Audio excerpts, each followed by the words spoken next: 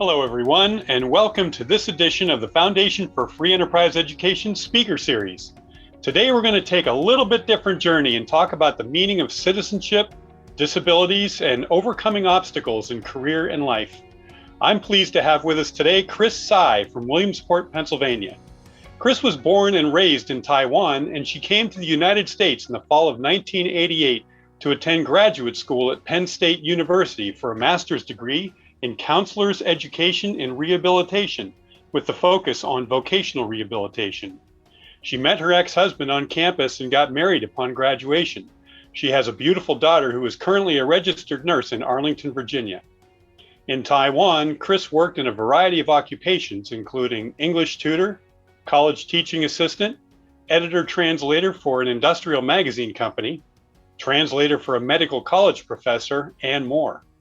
After graduating from Penn State, she worked part-time as an advisor for students in the distance learning department at Penn State for a short period of time before entering her full profession in the Office of Vocational Rehabilitation with the Commonwealth of Pennsylvania's Department of Labor and Industry. She was a vocational rehabilitation counselor for over 22 years before being promoted to her current position as a vocational rehabilitation supervisor for the past 6 years. In her spare time, she enjoys music, singing, traveling, and socializing. Chris, it's great to have you with us here today. Welcome. Thank you so much, Scott. It's my honor and pleasure to be here today.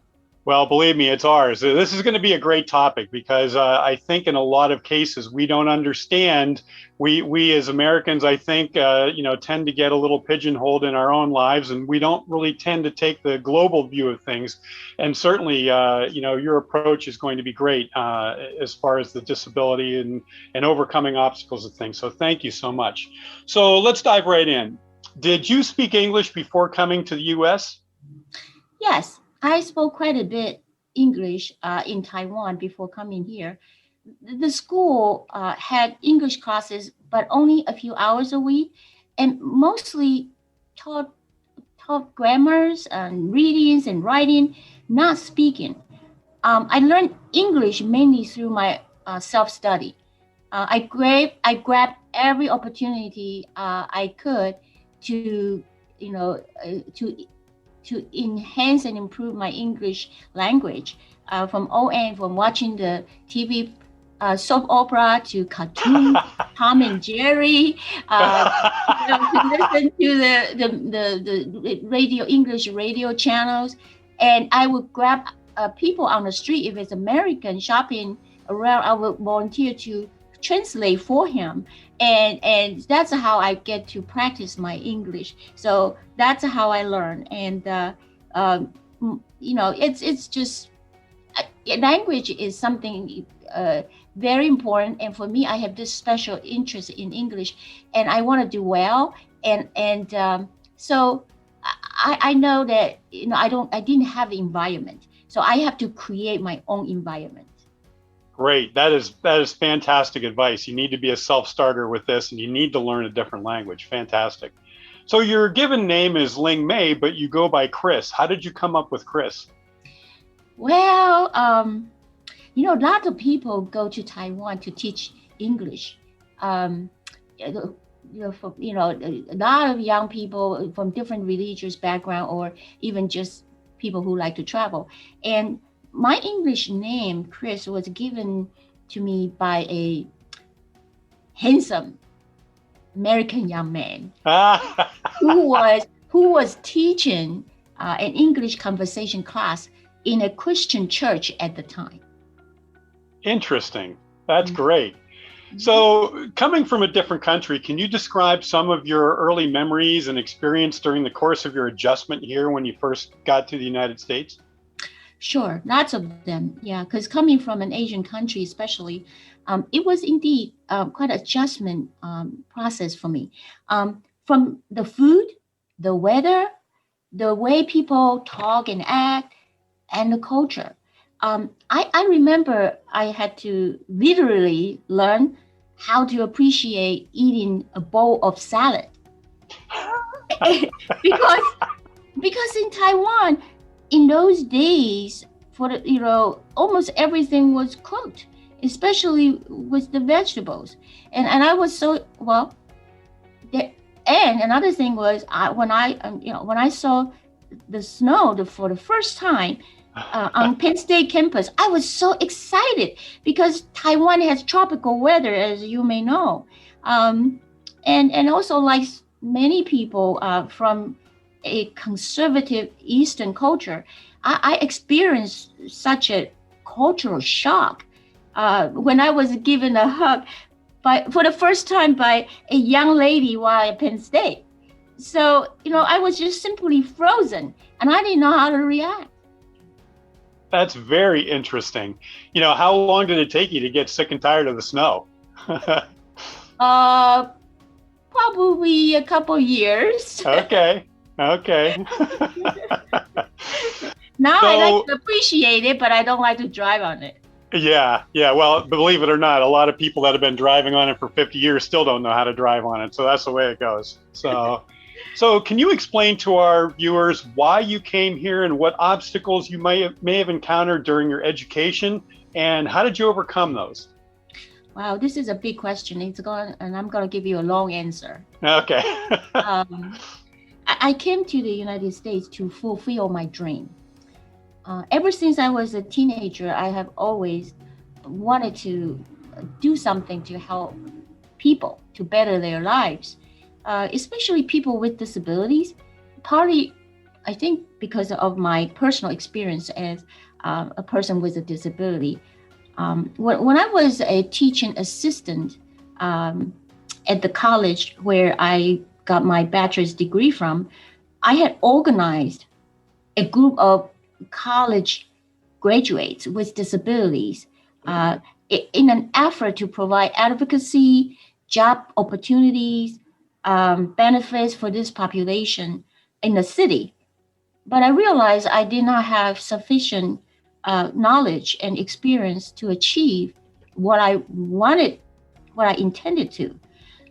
I saw the need for myself to get further education, but there was no graduate school in Taiwan at that time for this type of program. So I knew I had to go abroad. And I chose to come to Penn State in America. And when I first came, I didn't have a dorm room to stay like everybody else. I dislocated my left arm 3 weeks before I got on the airplane. And I still came because I didn't want to change my plan. I was so stubborn. So the Penn State housing canceled my housing contract because of my late arrival. So I ended up staying at a local hotel for a week, and then in the kitchen at a dorm for about a month before I was able to move into a regular dorm room through the help of my advisor. Also, I didn't have the mobility that I needed to get around the big campus. As you know, University Park is the main campus and it's huge. You have to drive buses. There were different bus routes. And so I rely on volunteers and classmates to transport me from classes to classes, from dorms to the dining hall. And that's one thing I don't like, is to depend on somebody else. I like independence. So that was a challenge for me, to rely on somebody's help. And I have to keep my spirit because I can't let myself down.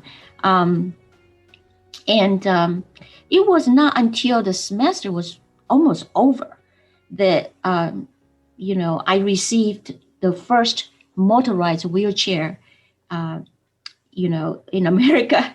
And it took so long because the process, I had to, first of all, get an appointment, wait for a evaluation. After the evaluation, I had to wait for the chair to be ordered.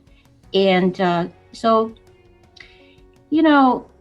these no doubt were challenges. And even my advisor at Penn State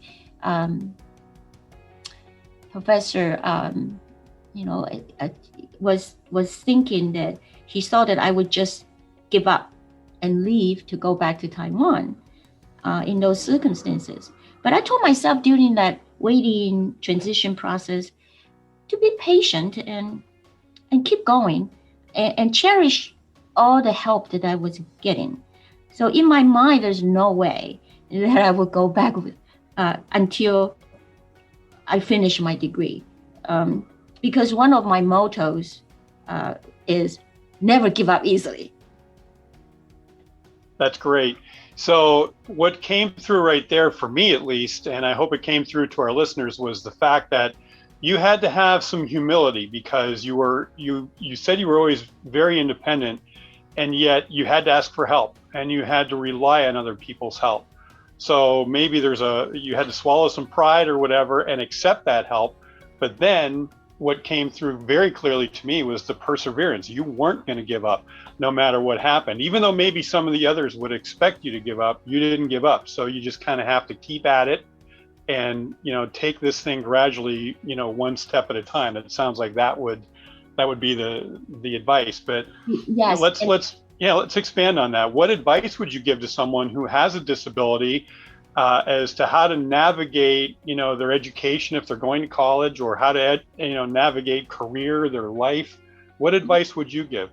Yeah, before I answer that, that's another big question. I want to add that I remember when I was at Penn State, because my late arrival, it was only about for 2 weeks that I got to attend the classes. And the professor announced that we're going to have a midterm exam already. And since I missed quite a bit of teaching, I didn't do well, at all, at that time on that test. But I started really hard from that point on until the final. And in the end, I got a straight A for the semester. All right. I when I look back later on, I was quite proud of myself, because I had to endure the pain from a broken arm and the lack of independence to classes and so on and so forth. But I have always believed in this. Do the best I can and work hard, because it will pay off somehow in the long run. And such faith and belief I have truly helped me get through many obstacles in life. Nice. And nice. So what I can give to people with disability is perception is the key. Disability is not inability. Disability is ability with hindrance or challenges. And as a human, we all encounter obstacles and barriers at some point in life. And that tests our courage and willpower. What makes the difference is how you take it and deal with it. As we all hear, attitude is everything, okay? So as a person with a disability, no matter how people sees you, what is important is how you see yourself. And equally important is the how to know yourself, know your strengths and weakness, know what you can do and what you do well. Most important, believe in yourself. No matter it's in life, education, or career, learn whatever you can, aim high, face the challenges, take risk, but stick to your goal and detour if necessary. And lastly, do your best and don't give up easily. Excellent advice. That is perfect. So you mentioned you had a disability. Can you describe it briefly, and how did you overcome the obstacles associated with this disability? Sure. I contracted with polio when I was 4 years old.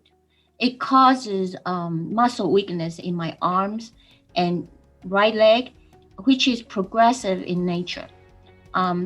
Because I can't walk in balance with one leg shorter and weaker than the other, I gradually developed severe scoliosis when I was in my teens, which which resulted in a total spine fusion, and having to wear a total body brace since then, which really affected my mobility. I had multiple fractures of my arms from falls. I also wear a long leg brace, and it allows me to walk short distance indoors. But I depend on a motorized scooter wheelchair for distance or outside mobility. I have learned to accept that falling is part of my life, and my disability and condition is going to get worse as I get older. However, I'm I would rather take risk of falling and use my own legs to walk, even just for 100 feet, as long as I'm able to, instead of relying totally on the wheelchair. So in order to do this, in order to do this and to fight the progression of the muscle weakness, I go to the pool regularly to stretch my arms and legs in the water. So that's what I do, and I make sure that I follow through with that Facebook, because that's my number one priority. Because without health, without keep going, in a healthy way, I can't do what I wanted to do. So I believe everyone has the ability to do something and contribute. And I also believe education is especially important and necessary for a person with disabilities. Education not only means knowledge, empowerment, but also a satisfying career, financial independence, and quality of life. So I set my career goal, and I knew that I needed education in order to achieve it. So I set my career goal as well. And I pursued my education. And I remember I worked very hard in middle school because I wanted to go to the best high school in the city in order to go to college. But when I told my father I made it to pass the entrance exam for the best high school in the city, he would not allow me to go because he said, "You're disabled. You have to go to a business school to learn a trade." So I couldn't fight off his decision as a 15 years old kid. So I went to the best business school in the city. And a year later, after I finished that school, I took a college entrance exam and got myself in the local college anyway. Nice. I was an adult then, and seeing my determination, my father was supportive to it this time. So, I applied the same determination and a passion to pursue my career goal. I learned how to drive a van, a handicapped van, which was another challenge, for the process, because I need to drive. It means further independence, and it was needed in my current profession because travel is involved. So I had sent out tons of job applications and took civil service tests twice after I got my master's degree from Penn State, but I only got a few interviews. And I present myself positively in each interview, but still, it took me almost 2 years for my efforts to land on a job, and eventually to get in the career profession that I wanted and the full-time position that I'm in right now. The job search process was frustrating and discouraging, and because oftentimes people would judge by the cover of the book. But I didn't stop trying. I kept my faith. So that's how I got where I am right now. That is a great story. And for one, I've never met you personally. We're having this conversation, but to me, you're not only a hero, you're a warrior. So thank you for expressing that to our viewers as well. Thank you, Scott, for the opportunity. It's such a pleasure. So, Chris, there is a huge effort nationwide to increase diversity, equity, and inclusion in our workplaces and in society. Can you elaborate on DEI and explain what that means to you? Yeah, sure. That's a big subject prevailing. It is. At this time, and I, I actually being a woman with a disability from a different country and cultural background, diversity, equity, and inclusion truly speaks close to me. Prejudice, inequity, and discrimination do exist in this country, from neighborhoods to workplace. It's no surprise that I have personal experience, with this. Being someone who is a minority, a woman, and has a disability. I try to keep a positive attitude and diffuse these negative forces whenever possible. I mean, people need to understand that the reason why America is a strong country and a leader of the free world, it's because it has a great pool of talents from diverse backgrounds, if you really think about it, and in a variety of levels of professions, from artists to scientists, for example. So there's really a lacking of appreciation of this from people, a lot of people, that has prejudice or lack of tolerance to people from a different background. It is important to keep an open mind, embrace the diversity by accepting and respect the differences and equality. Well said. So, Chris, you are a U.S. citizen. What does that mean to you to become an American? Why did you do it, and what does it mean to you now? I didn't decide to become a citizen until I was married for 7 years, when I was ready for it. A lot of people think that I married an American and became a citizen because of a green card. A lot of perception about that, and it is true. I believe that some people do that intentionally, but for me, I see it as a serious thing to become a citizen. So aside from exercising my voting right, to me, to be American is to be someone who cherish the freedom of speech, but be mindful of what I say and do.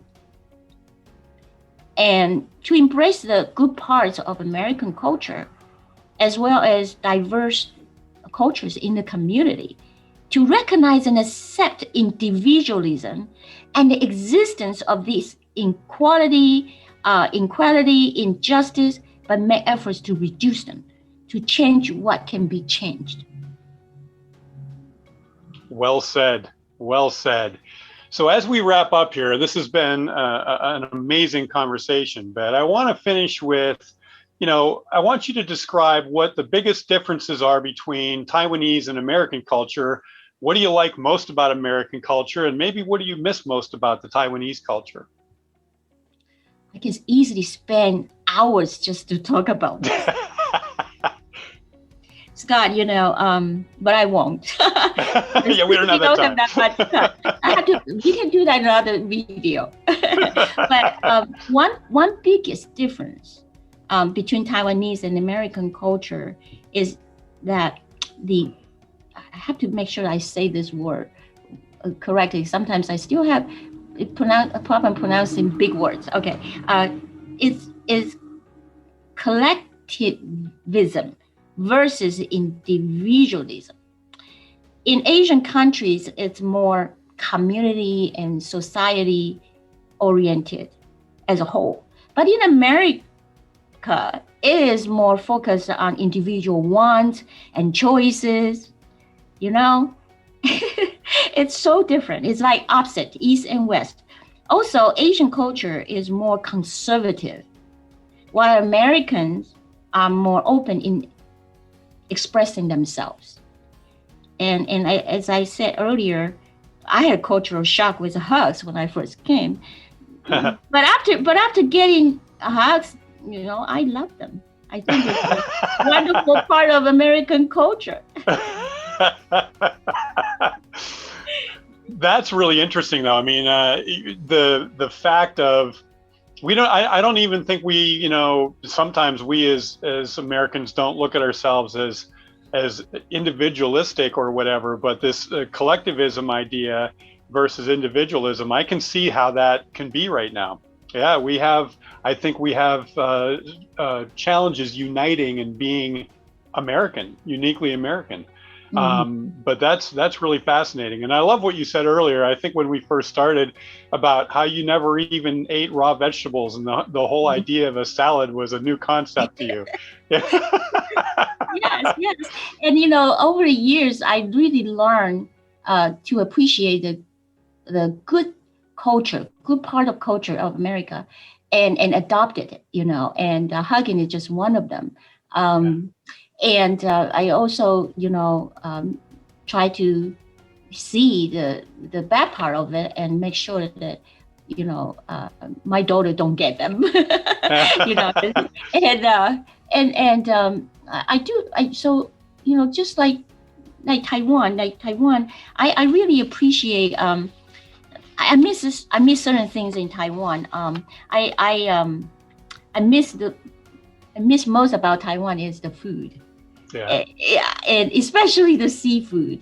Because it's so expensive here, and but I also appreciate the culture where I came from is the respectfulness, and I think that is so different here, because in Taiwan we pay so much respect to authorities and teachers. I even to this day, if you go to visit Asian country, Japan, Korea, Taiwan, China, if you're a teacher, you're so well respected. When the minute you step in the classroom door, there is a class leader always have, just like in the military, say stand up, and then everybody stand up, and the teacher would get on the platform, on the stand, and then the leader would say, bow, and everybody bow, and then sit down, and then you sit down. That's how respectful they are. The teacher is well respected. But I realized when I came here, I was like, oh, teacher is important role, but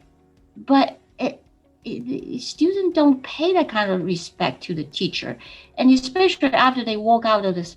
Once they walk out of the classroom, then it's like a different scenario, attitude for them. So I feel a little bit bad for the teachers here because of how they are respected, and also even people in general, the lack of respect is very common because of the freedom of speech. So that's the part I really miss, from Eastern culture. Well, I think we could use a lot more of that around here. I really do. So that was the perfect way to end. Chris, first of all, thank you so much for enlightening us and helping us understand, what it means to be a citizen, what it means to overcome disabilities, what it means to actually, focus on a goal and a dream and stick to it. So that's absolutely golden advice. Ladies and gentlemen, if you want to get a hold of Chris, her contact information will be at the end of this video. But Chris, again, thank you so much for joining us today, and just absolutely great topic. Thank you. My pleasure. Thank you for your time.